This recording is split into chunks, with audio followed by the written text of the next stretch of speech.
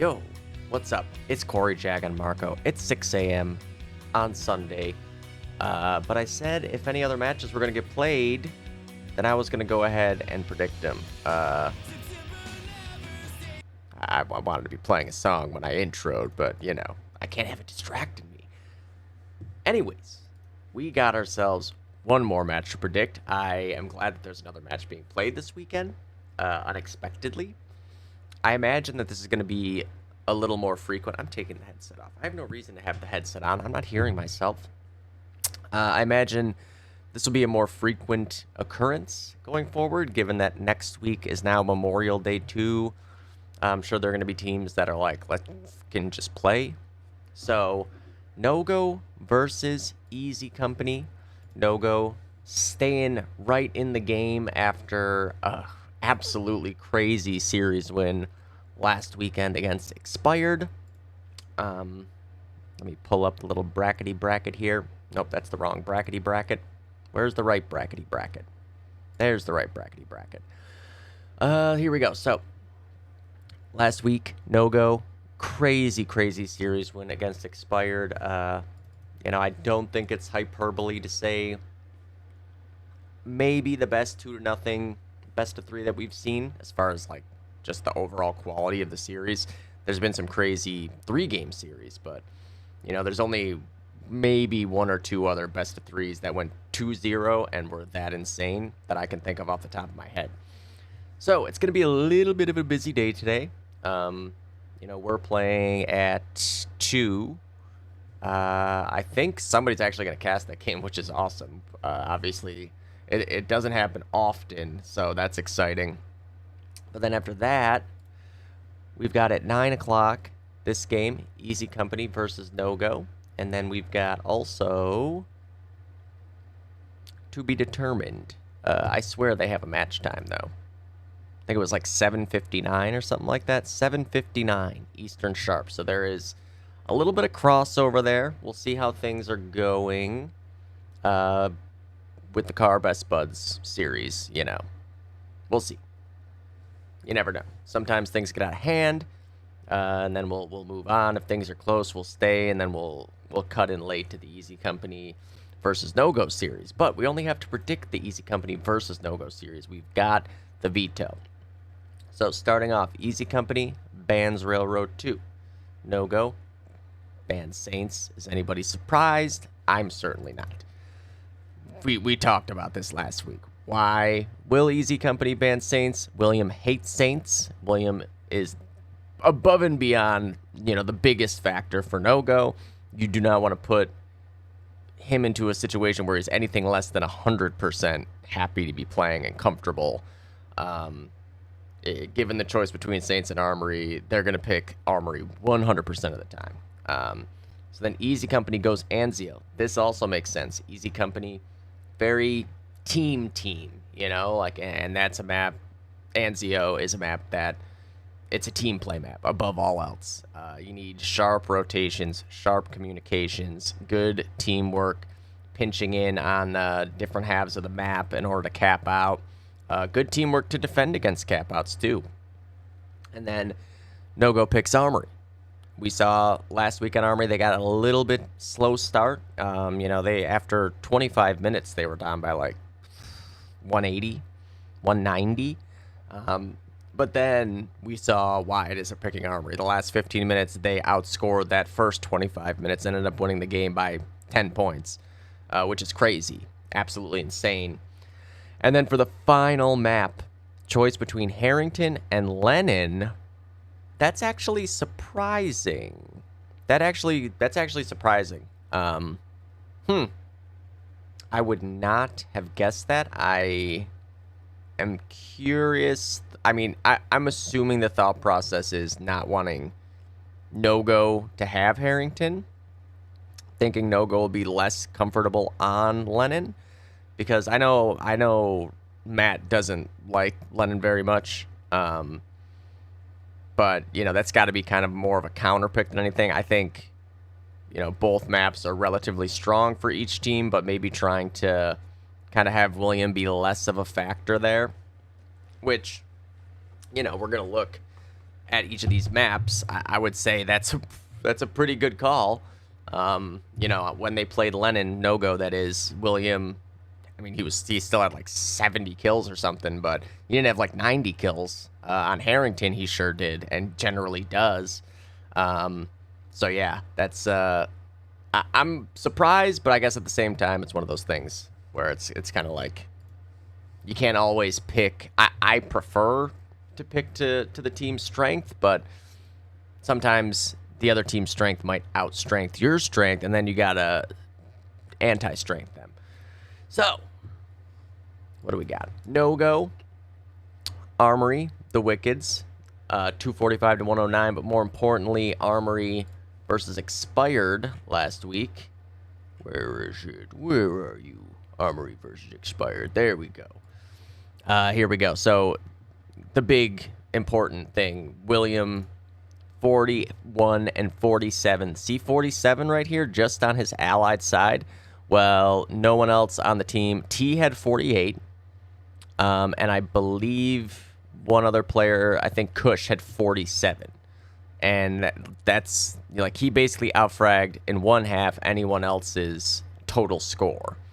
You know, William is very strong on Armory. It's a map that a player like William can kind of take over, playing in an area where he can oversee both routes, you know, and have impact on both routes without having to overextend in either direction necessarily. And then for Easy Company on Armory, they played Car. This is Car before Insight and Name Tech, so it's not quite, you know, like the fucking God Squad Car, but still a good Car team. They won by 116. I don't know how easy it's going to be for me to go back and look at that, but we're going to try to get there. Saints Armory. Where are we? There we go. So, Armory. Kevin, 36. Quarter, 34. Strong sniper game for Quarter there. They won their allied side by 30-something, 38. Axis side looked very strong. 43 for Matt. That's not surprising. He's very, very good in the rope and box hall area. Quarter with another 30. Stark is good at this map too, reminiscent of Crawd. I don't know how many times I make that comparison, but it's usually an apt comparison. Laura with 27, you know, just like overall. And here's the thing, right? Armory is also kind of a teamworky map too. When two teams are evenly matched in particular, you know, certainly when things are a little sketchy, like it can just be run around and frag. But when two teams are evenly matched, you need strong communication and teamwork to be able to make that map work in your favor, because things can get very messy very quickly and chaotic. What the fuck? I just lost track of the maps that I was on. Okay, so I don't know why I did Armory first. I'm an idiot. It was just in the order of what I was seeing in the schedule. Anzio. What the fuck am I doing? Anzio. So Anzio for for Nogo, a DOD team, was who Nogo played. They lost by 201. Now, this is also Nogo before they had William playing. I'm assuming Tony will be playing as well, right? So, and then for Easy Company, they played Best Buds. They won by about 300 there. I don't think there's any real comments to make on the rosters. I can tell you this, Matt, great on Anzio, forever. You know, William also great on Anzio. I'll be curious to see strat-wise, where's William going to go throughout those two sides? Where's Anzio? Do you send him double windows and try to have him kind of like just take over Plaza, you know, sort of single-handedly? Do you send him bridge and have him try to go deal with the whole map that way, you know, where you can kind of rotate quickly between bridge, pushing Z to deal with Plaza, getting into meat and into street? So you'll remember this Anzio game for Easy Company because Kevin had 39 kills, and he had like a crazy 10-kill streak at Beach. Like there was like 3 kills with the Stas or 4 kills with the Stas, and then like 6 or 7 fucking kills with a bar. You know, Matt and Kevin on bridge going to be a force to be reckoned with. And then on the Allied side, Matt had 40, including, I think it was a 13 kill streak with a sniper rifle from everyone's favorite spot on bridge. I don't know. Somebody needs to figure out a name for that. Like, I think of Marshall Drummond in that spot. I call it the Marshall spot a lot of the time, just instinctually. I don't know. There needs to be a name for that spot. There is no real name. It's just like sniper on the bridge, sniper next to Tiki. Like he's not really next to Tiki. He's on the bridge. He's not next to Tiki. Yeah, it's one of those things. Kevin as well. Both Kevins. Kevin Gardner had 70 kills. Stark had 39 on allies. And then where's the Nogo game? How did I get that far? Oh, there we go. Okay. So you can see what the lineup was here. For Nogo, they had Matthew, Spoon, T, Kush, Coy, and Dedro here. So no William. Very different looking lineup. Both Spoon and Coy playing in there. Matthew playing as well. I don't know how much of this lineup will be in that game. You know, Six going to be in. I assume Tony's going to be in. So that's at least two of these guys out of the picture there. And Manga as well. Honestly, this might be only half of the lineup that we're going to see during this match. Yeah, realistically. I mean, T, so I have a very strong sniper game there. 37 and 18 on Axis side, Anzio. 23 and 21 on Allies. I think that's like a pretty standard overall sniper game there, at least in my experience. It's like way harder to find the kills on Allied side. You know, most of the time, players are smart enough to not be peeking you all over the place on Plaza. They're getting you out of there with nades, etc. And then for the final one, Lennon. That was not that long ago. This will be much easier to find. Okay, yeah, so for Easy Company versus a DoD team, this is a very, very fun and close game here. But they beat their closest competition in the regular season by about 100. So in the first half, they were getting beat like pretty soundly, and then they pulled it back in the end and got like a late cap out. No die light for this game either. That's die light. Let's be clear. That is die light. That's stealth. And you know what? He had 40 kills to make Die Life proud. 100%. Stark. Really, it was Kevin squared in this game was the story. 40 for stealth, 38 for Stark. ST Kevin going in all over the place on Lennon. And then on Allied side, about a 90, it was exactly a 90-point win. Laura had a really, really big half on Allied side long. Again, ST Kevin Stark, 36 kills. He was the MVP in that game without a doubt. Just really, really good all-around effort by Easy Company, keeping a DoD team out of this game at the end when, I mean, it's a fucking tough team, a DoD team. You know, like they could be the low-key favorite. If they get the right maps against any team in a best-of-3 series, they're very capable of winning against anybody. They're a scary, scary team, and Easy Company took being down early and turned it around into a win on this map. So even though Matt, I know, doesn't like Lennon, it looks like Easy Company feels comfortable enough on it to take it over Harrington in that case, which is, again, I was surprised by that. Now, for Nogo, they played against Expired because that's, I mean, how many matches did they end up playing? They played, what, there was 8 weeks in the regular season, right? 3, 4, 5, 6, 7, 8. And then they played 2 more maps. That's 10. And they played against Expired 4 maps. Almost half of the maps that they played in this season were against Expired. So if I say Nogo played against Expired, you know, you can just say that and it's a safe bet, pretty much. Now, William on Allies, 35. So this is what I was kind of referring to earlier, right? Nogo, sick in there, 35 and 24. So 59 kills, right? Like, that's like a half for him a lot of the time. However, Nogo is not just William Sick Blackwell. Let's be clear. This is the story. William, we all know it. We've all heard it. We're all talking about it still. Nogo has 5 other really strong players on this team. Whether it's Greg in on this other heavy or Tony, kind of irrelevant. They have so many strong players that William's not performing, that just means more frags for everyone else to get, and they did. They could have easily lost this game. Expired as a strong Lennon team with a bunch of strong Lennon players, and they held on, even without a fucking 90 kill performance out of William. I do think that on Lennon, it's a little tougher for William to find like 100 kills like that. Just the way that the map plays, there's so much chaos. So much of your ability to get those kills is reliant upon your teammates because of how much connectivity there is in the map and the large like clusters of players that you run into a lot of instances. If you have like a slight delay in comms or just lapse in mental situations, you will die without ever having a chance to get that kill. Like it'll just be another death for nothing. Especially as a rifle on well, like you think your teammates have double windows or blue room and they don't. All of a sudden you're shot in the back, shot in the side. There's all sorts of ways that things can go south. So, again, in that regard, I can understand, the potential to take William out of the equation a little bit more at least.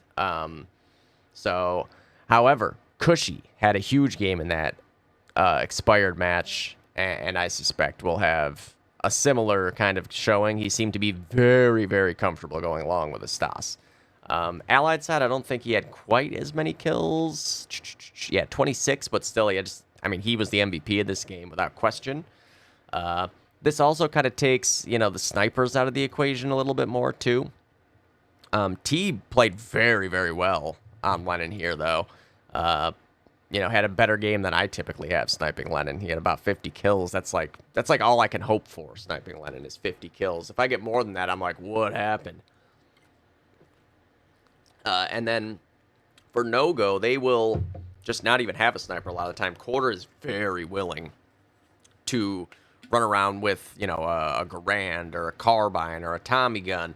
And ST Kevin Stealth is more than willing to grab that sniper rifle if it's on the ground or still available in the team menu. So lots of interesting potential options for the structure of Easy Company when it comes to that map. Now, lineup-wise, as I said, very different looking for Nogo. I'm assuming, based on what it's been so far for the playoffs, you got Ryan on a heavy, you got Tony on a heavy, you got T on a sniper. Where did he go? There he is. You got Manga on a rifle, you got Kush on a rifle, you got William on a rifle. That has been the way things are going for Nogo, at least in that, one round of, I'm saying this like it's been going on forever. Their lineup switches pretty regularly. It could easily, they could be missing Tony. It's not a guarantee necessarily. I think that Tony's going to play, but if he is, that's a very helpful thing for Nogo, especially with Anzio. Like Tony, very, very good heavy on Anzio. Understands the meta of the map and what his job is as a heavy. And then obviously on Lennon, a very heavy reliant map. So now it's not just like, oh, well, you're trying to contain William on well, but now you're also having to deal with Tony and Apps. For Easy Company, their lineup is pretty well known. It's very rare that they're missing anybody. Matt is going to be on a car. Laura's going to be on a car most of the time, I'm guessing. I think maybe on Lennon. I guess on Lennon, I'm not sure. She stased in that last week of the season, and Empy and Kevin card. With Matt there, he'll definitely be on a car. The question is, who's the other car? Do they have Laura carring? And I guess, I don't know. There's a lot of options for that. That part is a little bit up in the air on Lennon, but for the rest of the time, it's generally Matt on a car, Laura on a car, Stealth on a Stas, Zamp and Stark on the heavies, and then Quarter on the sniper. But again, on Lennon, there's so much variation you can do because you don't have to snipe, especially on allies, very often. You could see, say Kevin is going well, and Quarter drops the sniper. I'm talking about on allied side. You could see Kevin with a sniper rifle up in tree, and then good luck getting well back. William's gonna have to hit some of his signature, insane fucking shots to get them back into well, should that situation arise. And it's not a bad idea, to be honest with you. To me, on Lennon allied side, you need somebody who's like a dedicated red room person, just willing to not go crazy pushing up, always there to be a safety. It's boring. You don't get as many kills, But then when your 5 other teammates die, all rushing for the last flag, you're there to make sure that they don't just immediately grab everything and cap out on you, with, like 30 seconds later. And in that instance, if you have a sniper rifle, like, I mean, I don't know. I guess it depends on the person. Some people would rather have a Garand, I guess, to have the semi-automatic 10 bullets, be able to try to kill everything. But when it comes to a sniper, you can just sit there and fucking work picks, and it's going to be really hard to get you out of there without well-placed grenades or, like, a crazy shot. So, okay, map to map, prediction-wise, oof, this is a toughie. I mean, I feel like more often than not, I'm defaulting to like, well, I think this team's going to win their map and this team's going to win their map. I really fully think in this case, Easy Company wins on Anzio. Now, the ways that can turn is obviously with like a dominant performance out of William. Almost irrelevant is the route he's going in. I mean, he's going to be going bridge on Allies, right, with the Garand. Like, that's almost guaranteed. But on Axis side, it's a little more up in the air where he might end up. Double windows car is not for the faint of heart. It's an acquired taste. Not everyone can do it. I think, in my opinion, as somebody who's been a double windows player since 2004, I think William and his mechanics and play style lend itself well to going double windows in general. But I also understand the value of having him on bridge. Now, you got T on bridge already with the sniper. You almost don't need William there unless he feels more comfortable going and pushing through Z rather than dealing with the push up to Plaza and Pizza and in that area.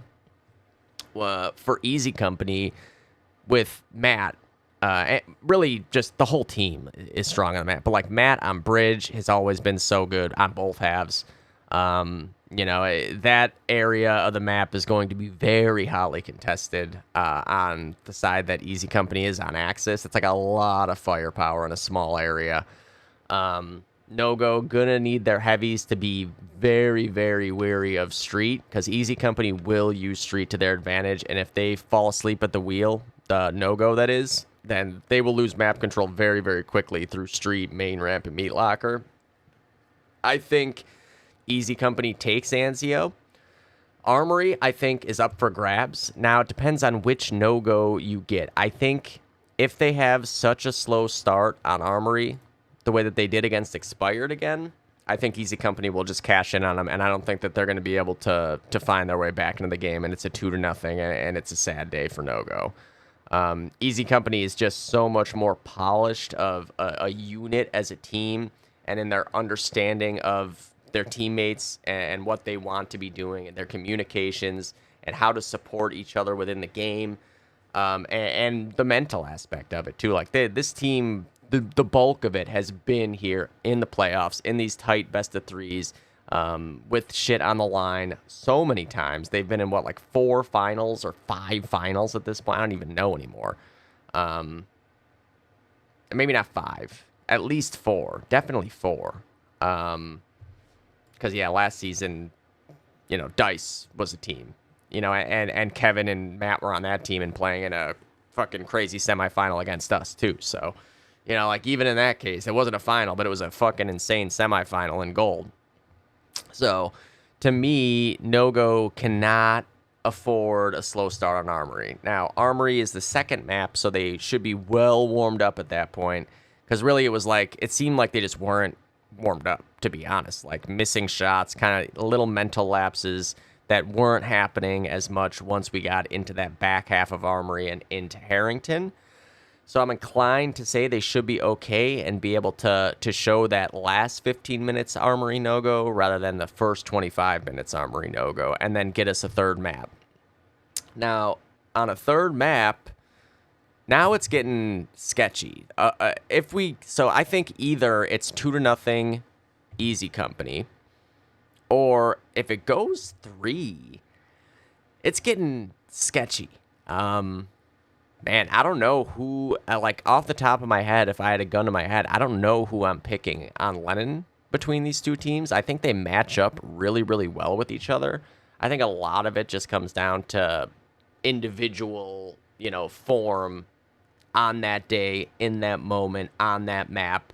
I don't think a lot of people, until you play a full 3-game series, it's hard to describe how much the earlier games of the series really come in. Like, a lot of adjustments get made, whether it's conscious or not, both in your game and like the way that you're trying to execute and what you're seeing the other team doing. Like, oh, this guy is like hitting these shots a lot. Like, I'm going to give him a little more space. Or like, oh, I feel like I'm just dominating this guy. I'm just going to keep pounding away at him and try to like get him mentally out of the game even more. Just make him feel like he can't kill me. If you're noticing a lot of like, oh, like they really are, as soon as they lose something, like they're flooding immediately the other side of the map, things like that. It's really hard to understand that until you've experienced it firsthand, because it's really intense, man. The game is really evolving on the fly in a best of 3 series that goes 3 maps with 2 evenly matched teams. I mean, I always point to the Bandits Thunder series. That series had so much going on in the micro throughout it, starting on Harrington and with that like really close game, and then Lennon, like the way we kind of like just took over the game, and then the way that they fought back on Saints. It was like really, there's a lot of little micro decisions and micro games within the game that are going on in a best of 3 series. And that's the kind of thing that can really just be what makes up the difference in the end with 2 evenly matched teams. Like, it could just be things that have happened earlier in the series that just, they build up and they build up. Confidence or, lacking confidence. Things like that are a major factor when it gets to that third map. And Lennon in particular is a map where, like, if you're not feeling confident, odds are the map is going to eat you up. It's just so much chaos and getting fucking naded over and over again and having to take these high-pressure, high-intensity gunfights against, like, 3 guys at a time, or, like, at your last flag, where if you miss a shot, you give up a cap out, or going for a break with a split second left to break it, or else you lose the entire map. Or deciding like, oh, let's go flood this side of the map right now, and then it turns out that was the worst possible decision or the best possible decision. It's you got to take the human factor into account so much in a situation like a third map of a best of 3, with 2 evenly matched teams. That's really what it's going to come down to with this, because I think either team is very capable of winning on Lennon. You got very similarly kind of matched up players in every area, to the extent that, like, I mean, it's really it's a coin flip. I don't know, man. I don't know. Like Tony up against Stark in Apartments, like those are going to be the 2 swingman heavies, with Ryan and Zamp kind of being the support heavies there. On Long, you got Quarter against T, who have both had great seasons. Quarter is going to be dropping the sniper on allies a lot. T is most likely going to be on the sniper the whole time. So it's kind of like 2 different play styles and theories in that regard. I guess you kind of get to see which one wins out there. Is it the guys who think you should never be dropping the sniper over there, or the guys who think, like, fuck sniping? And then, again, I'm not sure what the situation is going to be, whether Laura is going well, whether she's carring, or is Kevin going well? Is he carring? Matt's going to be going well. I'm assuming, just based on last week, Laura will be long, Kevin will be well. So Laura and Kush up against each other, both of whom had excellent games in their Lennon games going along. Like huge plays as well. Like Laura, her Axis half, she didn't have a lot of kills, but she had a really fast 3K clutch at the last flag that saved Easy Company from being capped on.